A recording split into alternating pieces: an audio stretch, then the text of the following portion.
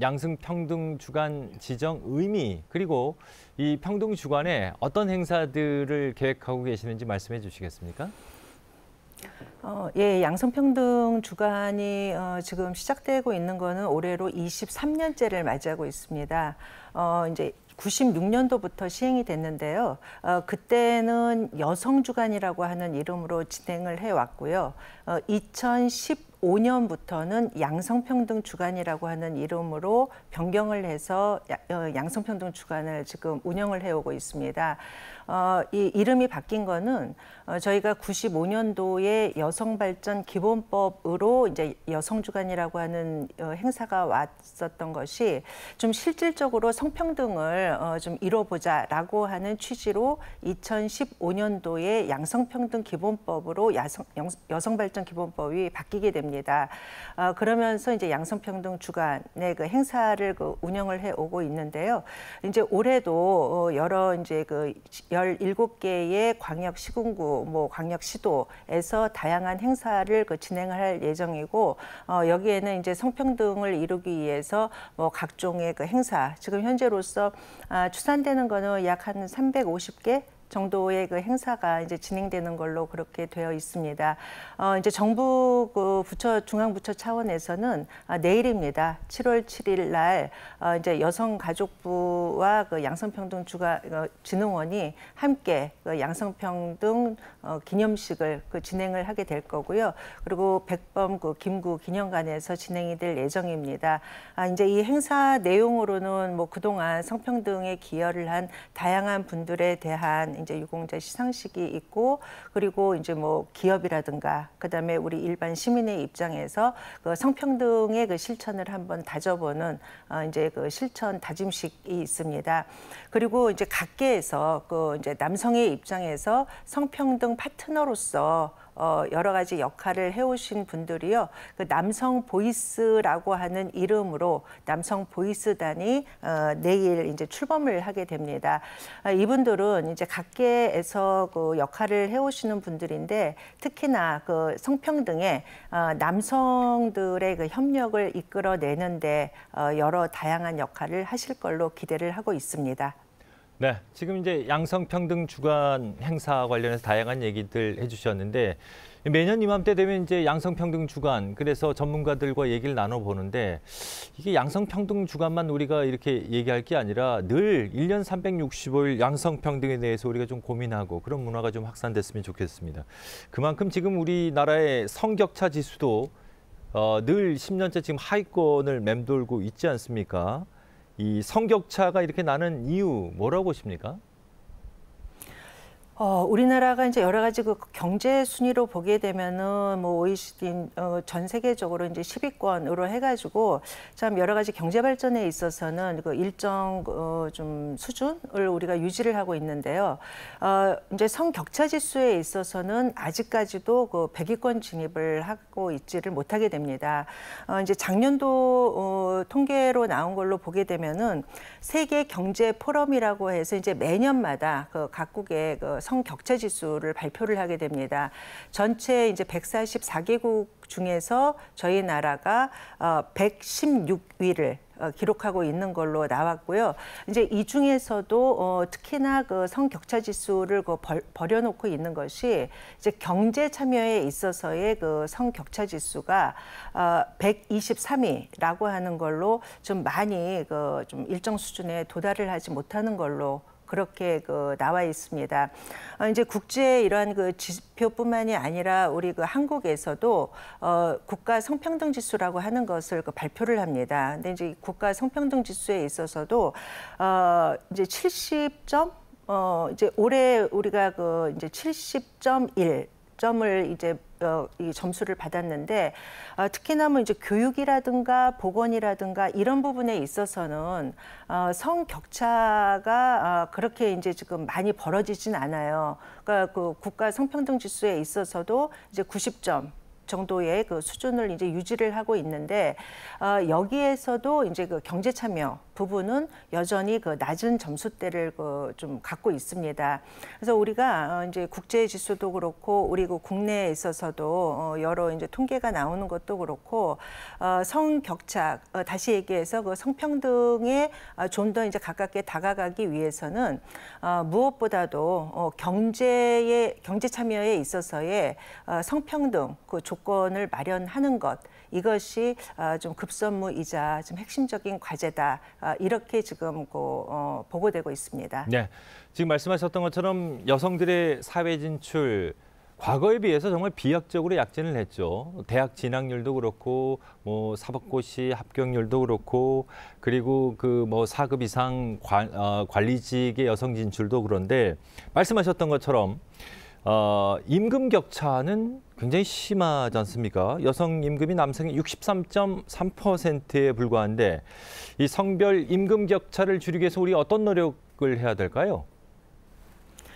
예, 이제 성별 임금 격차가 나는 거는 그 여성들이 그 노동시장에서 받는 이제 여러 가지의 그 성별 좀 이 조건이 그 형평성이 좀 만들어지지 못한 거 그리고 공정하지 못한 거 이런 여러 가지 그 요인들이 있습니다. 그러니까 이제 다시 한마디로 얘기를 하게 되면은 여성들이 그 노동시장에 들어갔었을 때 뭔가 이제 그 평등한 그 조건에 머물러 있지 못하다라고 하는 부분인데요.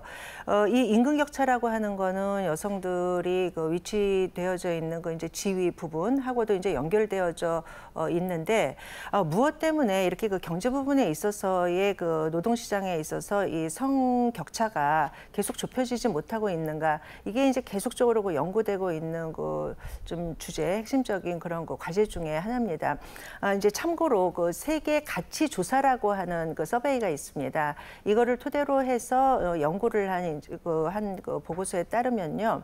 우리나라에서 이렇게 그 성별 임금 격차가 여전히 나고 노동시장에 있어서의 그 이제 여성의 그 성평등한 조건이 좀 이렇게 불균형을 그 지금 해소하지 못하는 가장 큰 이유 중에 하나가 생계 부양 책임을 남성에게 그 주고 있는 그 남성 생계 부양 그 모델 이데올로기 여기에다가 이제 핵심적인 원인이 있다라고 하는 그 지적을 하고 있습니다. 이제 이거는 우리가 그 이제 국가별로 이렇게 국제 여러 가지 지수를 그 비교를 해볼 때 예를 들어서 스웨덴 같은 경우에는 여성 친화적인 그 성평등 지향의 노동시장 조건을 가지고 있습니다. 이제 미국 같은 경우에는 자유주의 그 시장 경제의 그런 지향을 갖고 노동시장이 이제 만들어져 있다 그러면 우리 한국 사회 같은 경우에는 가족 지향의 그 가치 방향 을 갖는 노동시장 이 조건 구성이 굉장히 그 강력하게 내용으로 이제 되어 있습니다. 이제 이러다 보니까 그 가족을 유지하기 위해서 이제 여성하고 남성하고 딱 그 역할을 이제 배치시켜 놓는 게 남성은 생계 주 부양자고 여성은 돌봄 가사 주 전담자이다라고 하는 걸로 이렇게 나뉘어 놓고 있습니다. 이제 이런 구도 속에서 여성이 노동시장에 들어가도 가사 전담자로서의 그 여성은 생계 보조자라고 하는 걸로 이제 위치가 지어지게 되고요. 여러 가지 상황에서 생계 책임자로서 딱 이렇게 위치 지어지는 남성에 비해 가지고 임금이라든가 위치라든가 그다음에 이 경력을 지속할 수 있는 여러 가지 그 조건이라든가 이런 데서 이제 그 이데올로기가 그대로 적용되어진다라고 하는 이제 그런 분석의 내용입니다.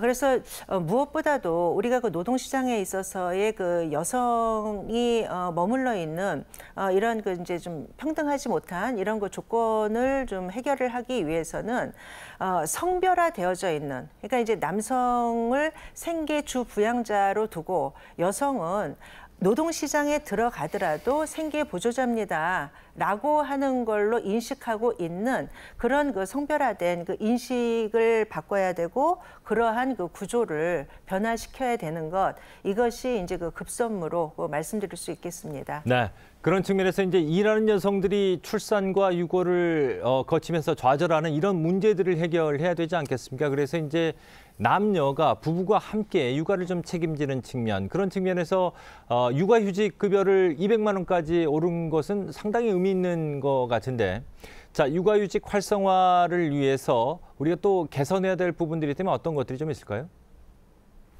예, 우리나라에서 그 육아휴직 관련해 가지고 있는 그 정책이라든가 그 법제도는 사실 뭐 어디에다 내놔도 그렇게 큰 손색이 없습니다. 그런데 이제 여전히 아직까지는 육아휴직을 하려고 그러면은 그 사내에서 이제 그 눈치가 아직까지 보인다라고 하는 뭐 우리가 그 사내 눈치법이라고도 얘기를 하죠.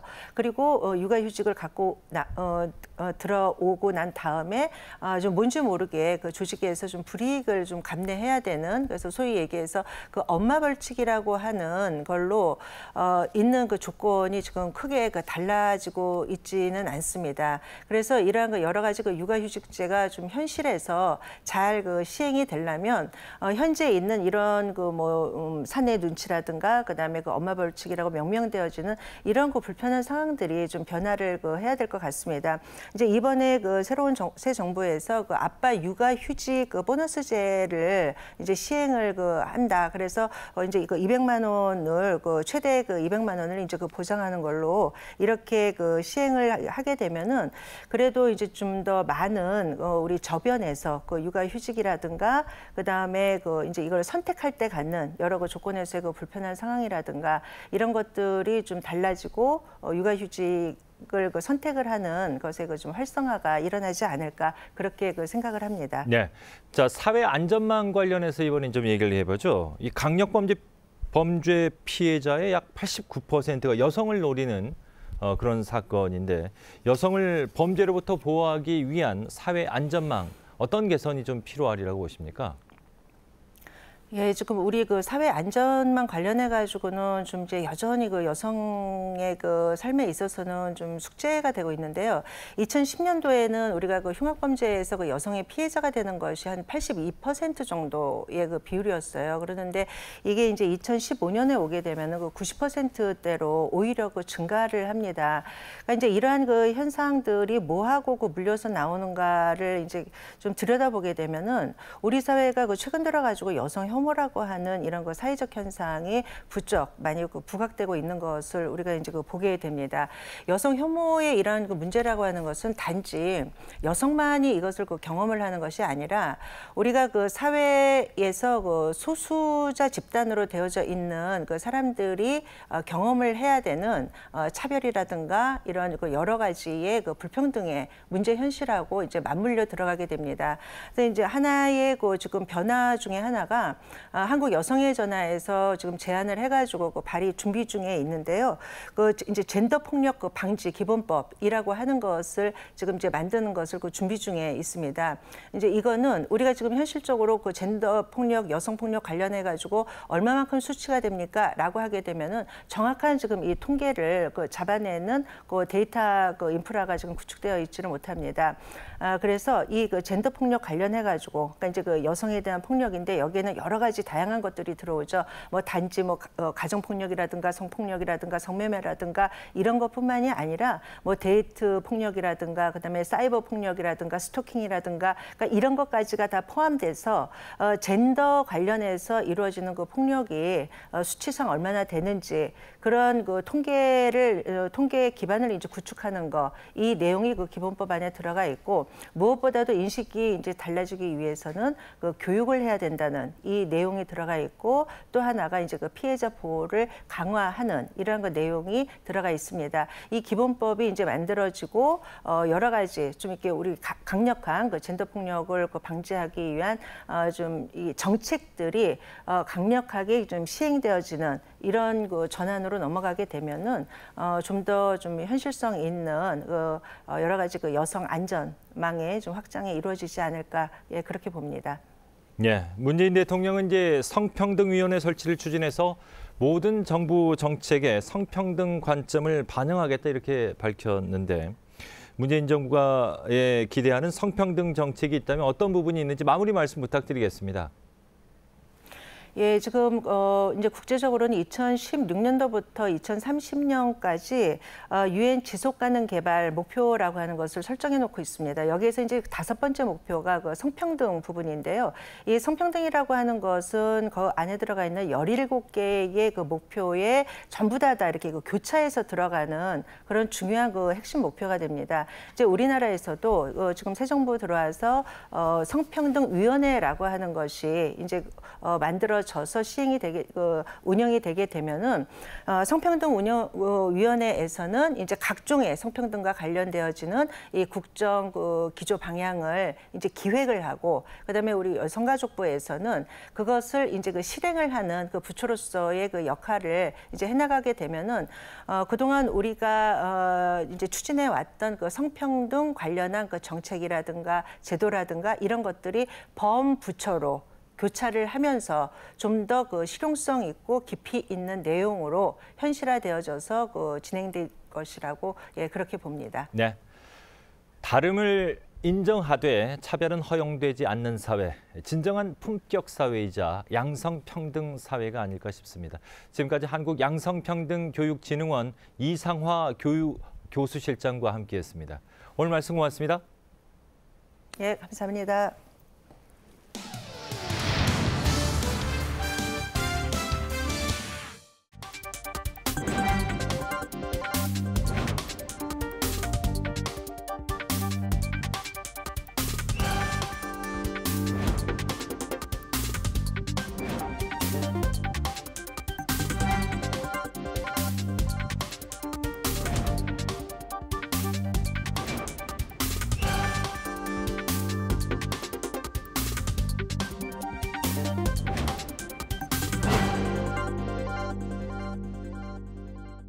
네, 일부 요양기관들이 실제로는 환자를 진료하지 않으면서 진료한 것처럼 건강보험을 거짓 청구해서 수천만 원을 편취한 것으로 드러났습니다. 이에 보건복지부가 해당 요양기관의 명단을 공개했는데 자세한 내용 보건복지부 보험평가과 강차원 사무관과 화상회 시스템 온나라임 연결 알아보도록 하겠습니다. 안녕하십니까? 예, 안녕하세요. 네. 이번에 이제 건강보험 거짓 청구한 요양기관 17개소 공표가 됐는데 어떤 기관들입니까? 예, 이번에 공표된 요양기관은 의원 8개, 한의원 6개, 요양병원 2개, 치과의원 1개 기관입니다. 이들 요양기관은 실제 환자를 진료하지 않고도 진료한 것처럼 속이는 방법 등으로 국민건강보험공단의 요양급여 비용을 거짓 청구한 기관으로서 거짓 청구 금액이 1,500만 원 이상이거나 요양급여 비용 총액 대비 거짓 청구 금액 비율이 20% 이상인 기관들입니다. 네. 이 거짓 청구된 것들 어제 오늘의 일은 아니지만 이 뿌리 뽑혀야 되지 않겠습니까? 이번 거짓 청구된 사례들 어떤 조치를 하셨는지 궁금합니다.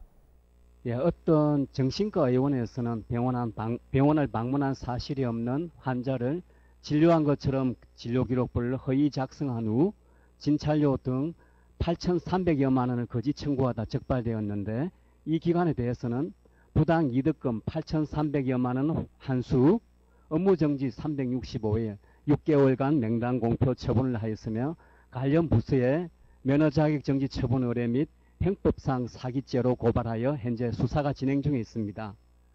또 다른 한의원에서는 환자가 해외 출국한 기간에 한의원을 방문하여 진료받은 것처럼 진찰료를 청구하거나 비급여 대상인 비만 치료 후 그 비용을 환자에게 전액 징수하였음에도 다른 상백명으로 청구하는 등 총 7,400여만 원을 거짓 청구하다가 적발되었으며 이 기간에 대해서도 부당이득금 전액 환수, 업무정지 63일, 6개월간 명단 공표 처분을 하였으며 면허자격 정지 처분 의뢰 및 형법상 사기죄로 고발 조치하였습니다.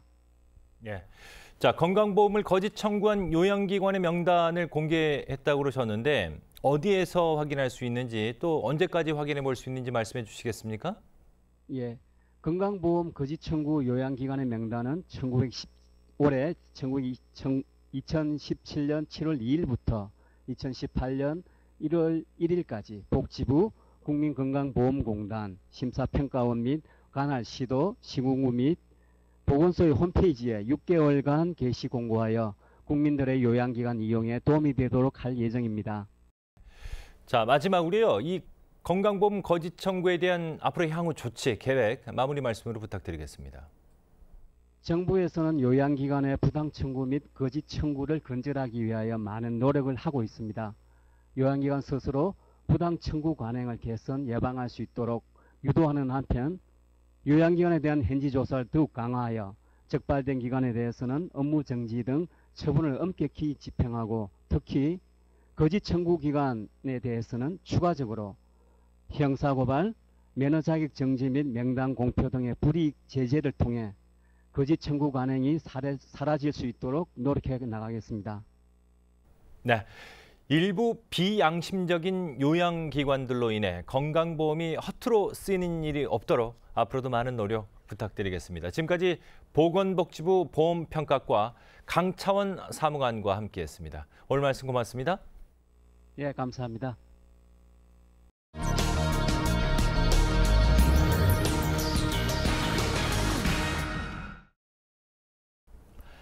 (4차) 산업혁명 시대의 핵심 키워드 바로 인공지능과 빅데이터죠.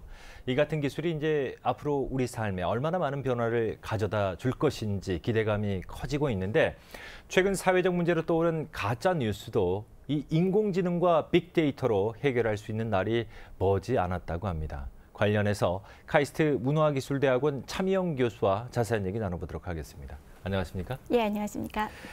저희 이제 4차 산업혁명 관련해서 지난해부터 많은 그 교수님들 모시고 얘기를 나눠보는데 첫 번째 질문은 늘 이겁니다. 인공지능의 정확한 정의가 무엇인지부터 좀 소개해 주시겠습니까? 네, 인공지능이란 인간처럼 지식을 가지고 의사 결정을 할 수 있는 컴퓨터 프로그램으로 생각하시면 됩니다. 네. 그래서 이런 인공지능이 가능하게 된 배경에는 빅데이터가 있기 때문인데요. 빅데이터는 기존에는 없었던 혹은 수집하지 않았던 굉장히 다양한 종류의 데이터를 방대한 양으로 그리고 지속적으로 수집을 할 수 있기 때문에 가능하게 된 기술입니다. 네. 우리가 이제 흔히 우리 국민들에게 얘기할 땐 이세돌과 했던 알파고를 떠올리면 딱 맞을 것 같군요. 네. 자, 이제 단순히 이제 과학기술 발전 차원을 넘어서 이 4차 산업혁명 기술이 이제 사회 문제를 해결하는 데도 많은 역할을 할 것으로 기대를 할 수 있을 것 같은데 어떤 역할을 할 수 있을까요?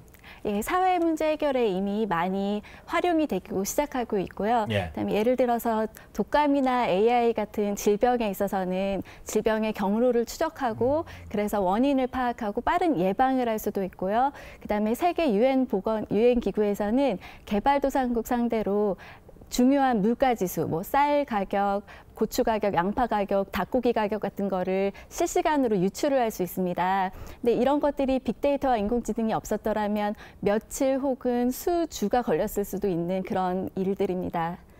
지금 이제 말씀하셨던 그러니까 어떤 이제 그 질병이라든지 어떤 문제가 발생했을 때 이거를 추적하는데 시간이 굉장히 많이 걸리지 않습니까? 예. 이제 인공지능이나 빅데이터를 활용한다면 빠른 시간 내에 해결할 수 있는 그런 장점이 또 있는 거죠? 예, 좀 더 정보를 실시간에 가깝게 그 속도를 맞춰준다고 생각하시면 됩니다. 알겠습니다.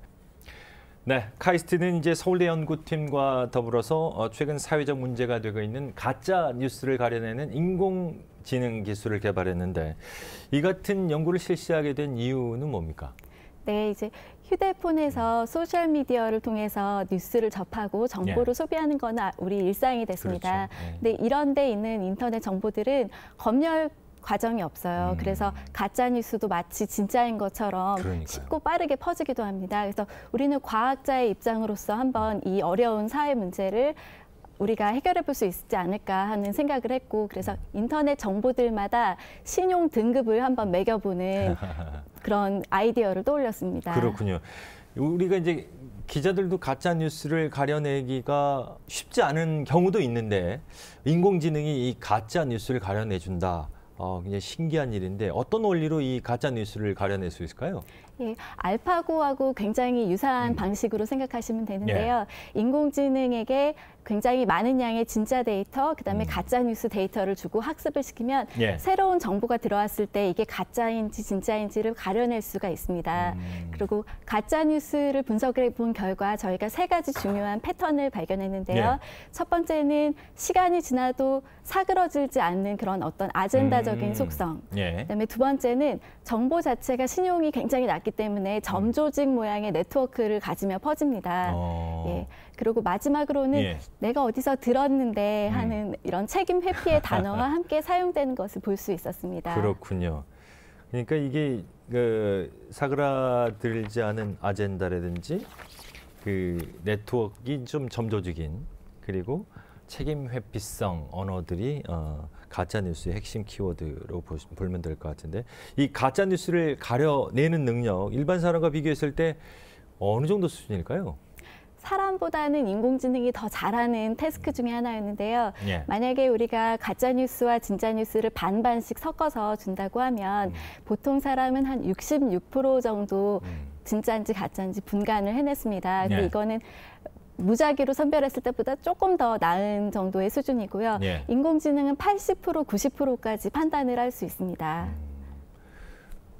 80, 90%면 대단한 실력인 것 같은데 자, 사람들이 이제 가짜 뉴스에 쉽게 속는 이유가 이제 어느 정도 진실이 좀 섞여 있기 때문에 이게 가짜 뉴스인가 진실인가 헷갈려하는 것 같은데 이런 것도 가려낼 정도로 이제 판별 기술이 정교한 건가요? 어떻습니까? 네, 뭐 인간도 속을 정도로 교묘히 만들었으면 물론 굉장히 어려울 것 같고요. 그런데 이제 가짜 뉴스의 탐지에는 단지 내용만 보는 것이 아니라 이게 어떤 경로를 통해 퍼지는가 혹은 이렇게 퍼질 때 사람들의 반응이 어떤가를 모두 다 보기 때문에 우리 눈에는 보이지 않는 패턴까지 모두 활용하면 좀 더 빠르게 포착을 할 수 있고요. 또 더불어서 이게 정해진 패턴을 찾아내는 것이 아니고 정보를 가지고 계속 새롭게 학습하는 거기 때문에 가짜뉴스 패턴이 미래에 조금 바뀌더라도 여전히 알고리즘이 적용을 해나갈 수 있을 것 같습니다.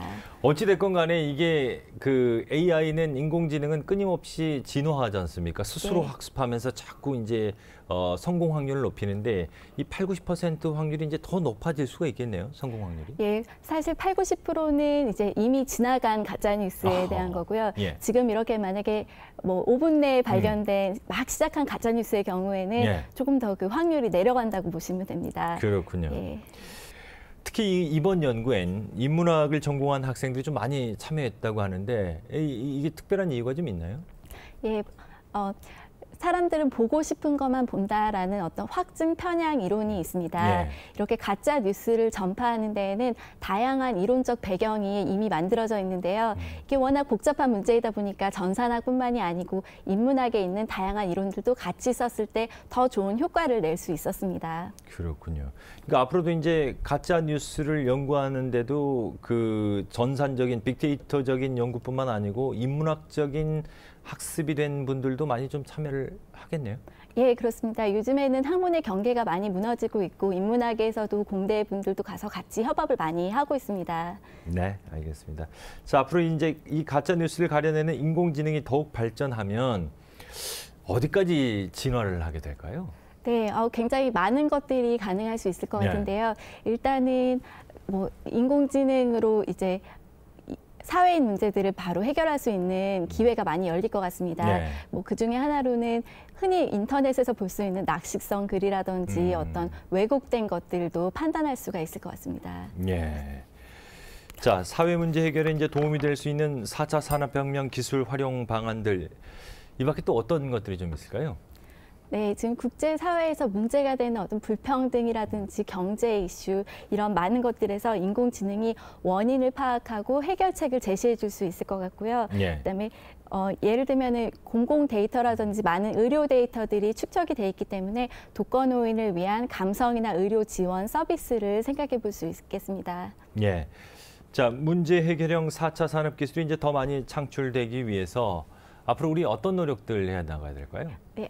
좋은 알고리즘의 바탕에는 좋은 데이터가 반드시 있어야 되는데요. 이게 나쁜 데이터로 학습을 하면은 나쁜 결과가 나올 수밖에 없기 때문이죠. 그래서 이렇게 인공지능을 연구하는 과학자 입장으로서는 좀 더 많은 데이터가 개방이 돼서 우리가 연구를 할 수 있었으면 하고요. 그다음에 또 카이스트에서 이번 겨울에 AI 월드컵을 세계 최초로 개최합니다. 이런 행사들에 많은 관심을 받았으면 좋겠습니다. 자, 우리 4차 산업혁명 얘기를 하면 지금 얘기하셨던 그 순기능적인 측면도 얘기를 하지만 부정적인 얘기들도 있거든요. 이게 과연 그 수많은 일자리를 빼앗는 문제라든지 그리고 이게 또 그 어떤 그 부의 불균형을 또 초래한다 뭐 이런 얘기들이 있는데 이에 대해서는 어떻게 생각하십니까? 네.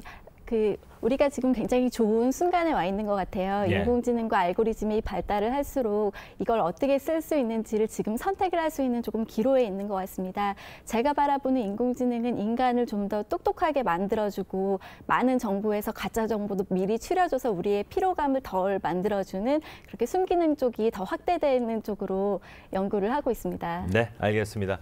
자, 단순히 이제 과학의 발전이라는 차원을 넘어서 4차 산업혁명 기술이 사회 문제 해결에도 큰 역할을 할 수 있도록 다양한 분야의 협업 절실할 것 같습니다. 지금까지 카이스트 문화기술대학원 차미영 교수와 함께했습니다. 오늘 말씀 고맙습니다. 네, 감사합니다.